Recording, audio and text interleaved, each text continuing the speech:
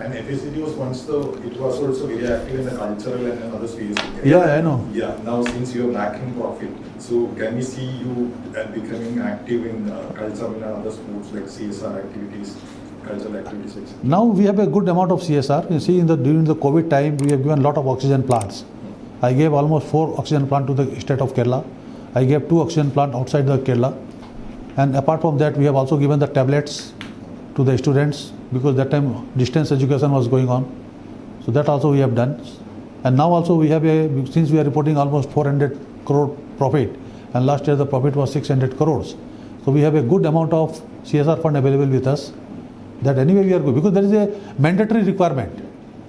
So we are going to spend that money for the CSR activity. We have given an ambulance. We are giving a lot of things for the government hospitals, and we are also doing a lot of things for the government schools. So those things are already in the cart. And as far as the sports and culture is concerned, we are doing the CSSI tournaments. You know, one of the best tournament, that what you call this badminton tournament. So those things we have already started. Football we have started, cricket we have started. The Kathakali was the DEM project of MKK Nair, because that time Kathakali was high in demand. That definitely we are going to, do something for that also. But we have to see the test of the young mass also. See, that time the Kathakali was one of the best art. So with the given situation now, since we are taking a lot of young mass, you see the age profile of my employee are below 45, average employee age, which is the youngest, even the plant is the oldest, but the employees are the youngest. The average age is only 45, 50, so below 45 I mean to say. So we are running the plant with a very, very, high spirit employees. If you go to the plant, you will see the movement, how they are, enthusiasm for work. So this is bringing a lot of cultural change. But definitely we will do something for the art and culture. There is no doubt. What about FEDO? FEDO was also once of very vibrant. You see my new plant, what I am setting, is all done by FEDO now. Apart from that, is it doing some work? No, we are not doing. Now we are totally busy, because it's a downsize. Because see, last 10, 12 years there was no recruitment. Most of the senior people, they have retired. So naturally, and when you are incurring loss for a long time, then you are not qualifying in a lot of the tenders. See, one precondition is that you should not be a loss-making company. So before 4 years, there was a year-on-year basis there was a loss. So basically they were not technically qualifying. Now they are qualified in all respect. Now the problem is I don't have the manpower, because all senior people, the mature people, they have retired.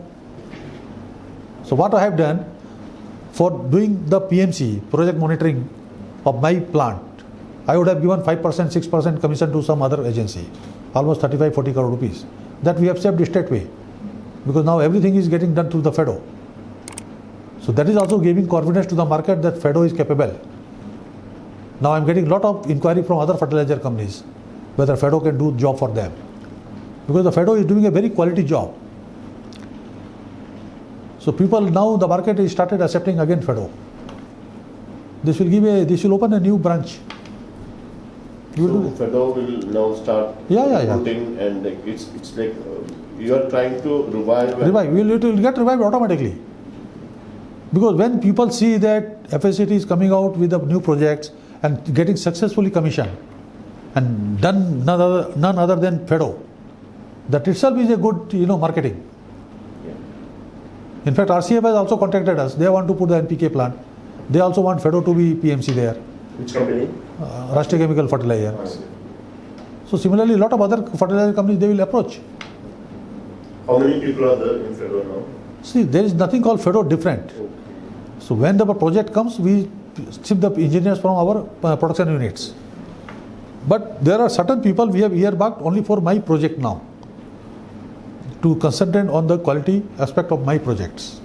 Were there any resistance from the employees, especially the trade, because they're not very positive towards tough decisions. So how did you bring the trade unions and the employees on board? No, see, when I came here, that was also feeling in my mind that there will be a lot of resistance from the union. But to my surprise, when I used to sit with the union, and because see, when you are transparent in your decision making, and when you are in transparent what you say, then people start believing you. So generally people, the union have the feeling that the top management will mislead. But when they know that there is a total transparency in the total dialogue, and then there is no false commitment, there is no false promise, we used to put in front of them that these are the challenges company is facing, and these are the roadmap we are making. So to my utter surprise, they gave a lot of support to the management, and not at that point of time, even today. I am there for last more than 5.5 years. Not a single day I am finding any IR issue. So that conception is totally wrong, that the union is, militancy is there. There is nothing like that. They are very, very sensitive, and they are well read, and they know that if they don't work, or if the management do not take a right decision, there is no future of the company. See, loss-making company cannot sustain for a long time. So either you deliver or you perish. That was very clear message. So let us deliver it and be proud to be a factory. If the company will do good, you have a bright future. If company don't do good, nobody has got any future. So they have cooperated very nicely.